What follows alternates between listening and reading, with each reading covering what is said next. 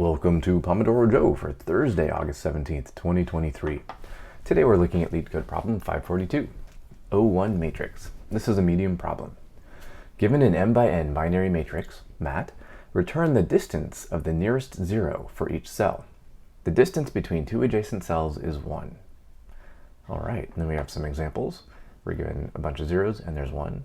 All right, so this one will be one step away from all the zeros, so it should be the same matrix back out. Yeah. All right, so we're given an input matrix and we have to return an output matrix. In this one, we have a bunch of zeros, some ones.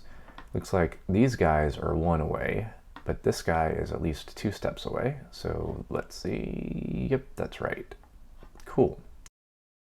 And we'll just make sure that we get at least 1 0, which we do. All right.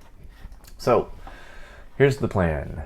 We'll go through our matrix. We'll create some output matrix to start with. We'll fill it with some temporary value like -1 or infinite, something just to know that we haven't actually traversed to that cell yet or found the answer for a particular cell. Then we'll find all of the 0 cells. Those are our starting points.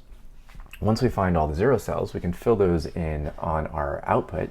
Then we also keep track of that 0 cell because we'll need to look up, down, left, and right from that 0 to notify each of those cells that they should be 1 step away from a 0. Now, each one of those cells will also have to look up, down, left, and right to look at the adjacent cells to notify those cells those are 2 steps away. Now, it could be that those cells are already closer than 2 steps. So we'll have to just check, do we have a better path to this cell? If we do, then we can fill that in, and then we can recurse from that cell. All right, so let's put 25 minutes on our Pomodoro timer here, and we will get started. So let's see. I think the first thing that I want is my result, which will be a list of lists, just like it says here. So I'll have a list of lists. I'm going to fill it in with -1 as my temporary value.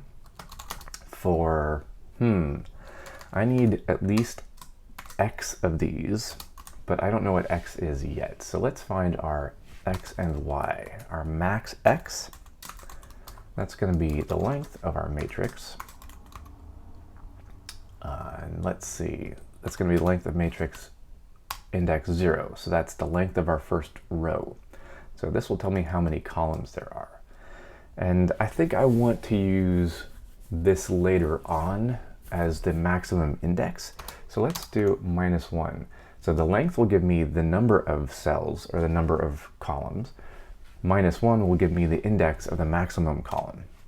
And then I'll do a max y, and that's just going to be the length of the matrix itself, which will tell me how many rows there are. And again, I'll subtract 1, so this will be the maximum index for the max row. All right, so I want -1s to fill my entire row here. So I need max x of those plus 1. Because I subtracted 1 for the index. And now I need 1 of these for every row. So for every row in my range of max y plus 1. Now, you might be wondering why I do a multiplier here and then a for loop here. And that has to do, let me close this. And that has to do with reference values. Now, a list is something called a reference value. That means if you have multiple variables, like I've got A pointing to some list, let's say 1, 2, 3, and then I've got B pointing to A. So let's start the other way. If I have B pointing to 4, 5, 6, A and B are separate lists. If I make a change to B, A stays the same. If I make a change to A, B stays the same. However, if I set B equal to A, now A and B are the exact same list. Not copies of the same list, but they are the exact same list.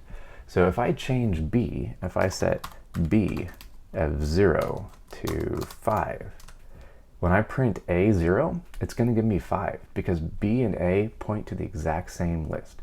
Now up here, when I do this multiply, this is just filling in a single list with a standard integer, a negative number.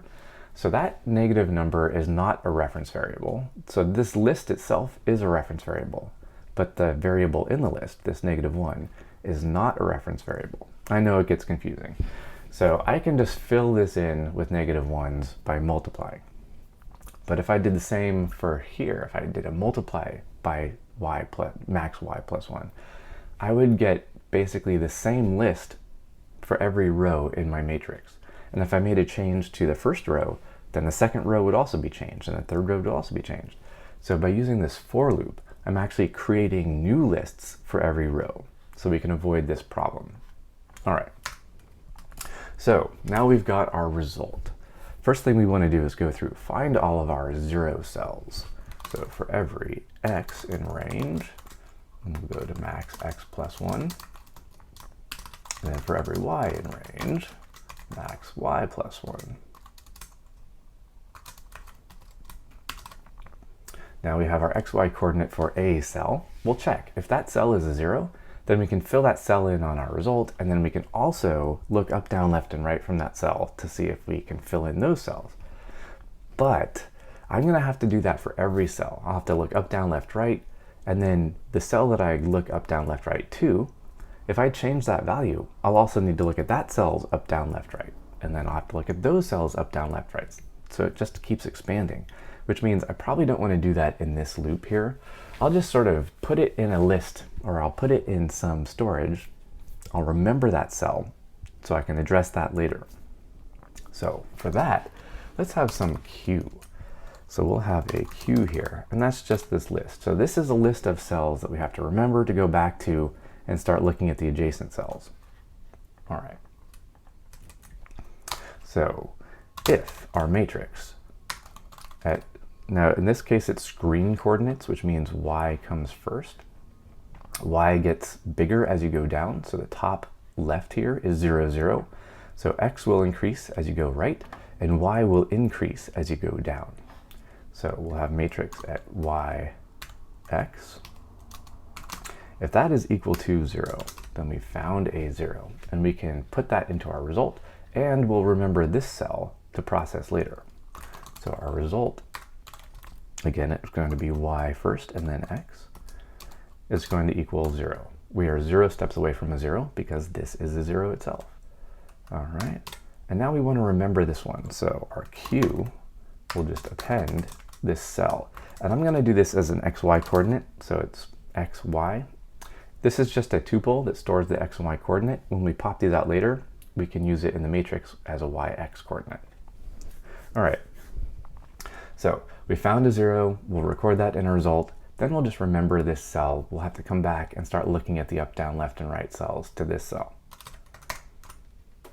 Okay, now we're set up. We've got our initial matrix filled in with our zeros. In fact, let's just print that out here.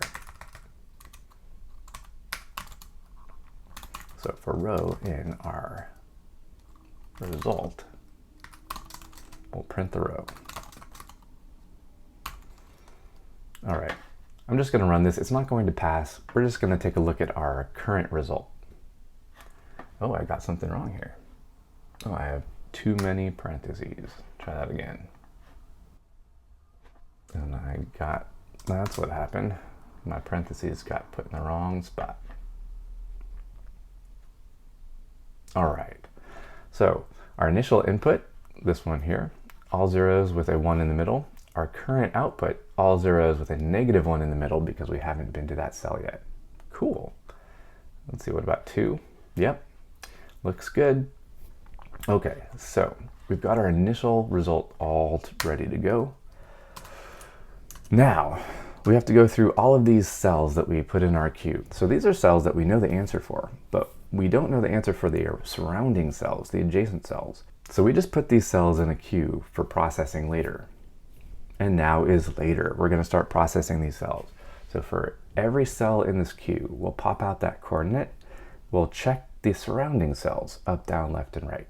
If the surrounding cells already have a value, and if that value is already less than our current number of steps, then we just move on. If the surrounding cells don't have a value yet, if it's -1, or if it does have a value, but our current value is better, like we can get to this cell via a shorter path, then we'll change that cell's value. But as soon as we change that cell's value, its surrounding cells' values might change as well. So anytime we change a cell's value, we'll have to re-queue that cell for processing. So we'll come back, check that cell again, and check all of its surrounding cells again. So we might end up just churning a lot, but in the end, we will get to the right answer. So So while we have some cells in our queue, so I can just say while queue, that just means while the queue is not empty. Let's grab this cell. So that's queue dot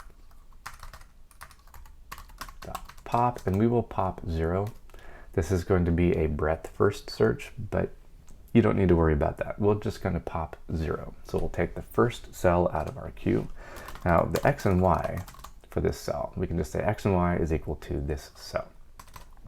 And the number of steps that it took to get to this cell, that's going to be our current result at this cell. So result at y, x.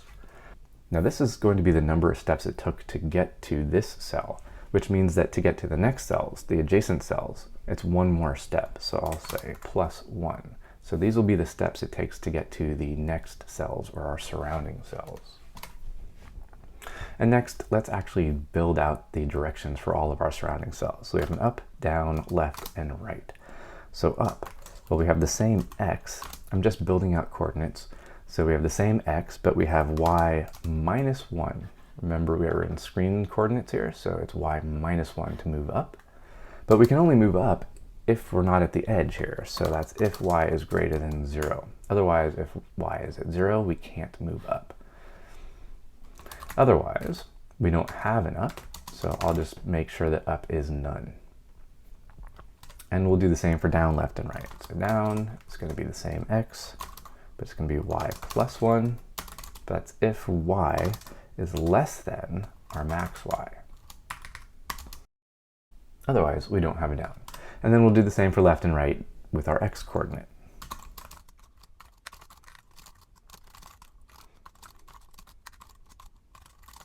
All right, so now we have our up, down, left, and right. I'm just going to put these in a list so that I can loop through the list. So these are my directions.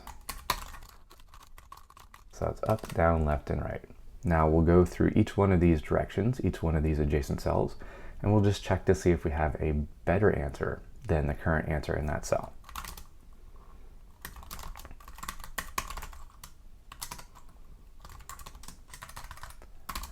So for every direction in our direction, if we don't actually have a direction, because we could have none as this direction, if we don't have this direction, we'll just continue.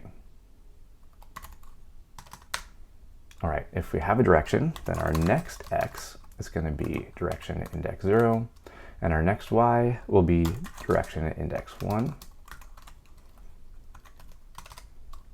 And now we can look at this cell. So if our current result for the next, and remember, we do y first, so next y, next x. If this is equal to -1, we don't have an answer for this cell yet. So now we can fill this cell in with our new steps here. We can also check, do we have a better answer? So, or if the result at this next cell is currently greater than our current steps, well, then we can replace this cell with a better answer. But then when we change this cell, we do need to look at all the adjacent cells to this cell to see if we have better answers for those cells as well. All right, so if we don't have an answer yet for the cell, or if we have a better answer for this cell, we'll set the answer for this cell. Let me just copy and paste here. We'll set the answer to this cell to these steps. So then we'll re-queue this cell so that we can look at all the adjacent cells around this cell to find better answers for those cells. So queue.append. And this is just going to be next x and next y.